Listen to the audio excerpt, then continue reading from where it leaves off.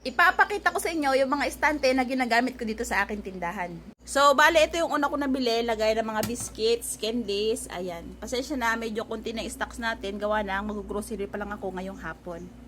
Ito naman yung sumunod kong nabili. Lagayan siya ng mga cup noodles. Ayan. At saka ito naman yung aking last na nabili dito sa aking tindahan. Ito palang mga estante na to, bali lahat yan is pera na ng tindahan ng aking pinagbili.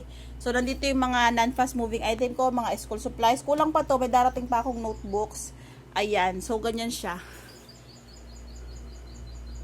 Diba, sa totoo lang, namumroblema din ako kung saan nakukuha ng mga estante. Meron din dito sa mga TikTok shop ng mga ganyan, mga estante for ganyan mga organizer. Pero kapag ka talaga may tindahan ka kasi, lapitin ka ng mga ganyan, yung mga nag-o-offer sa'yo ng mga kung ano-ano. So yung mga yan, estante na yan, isang tao lang yung pinagkuhanan ko niyan. Bali galing pa sila ng Camarines Sur. So pupunta sila dito every month at yan, doon ako bumibili.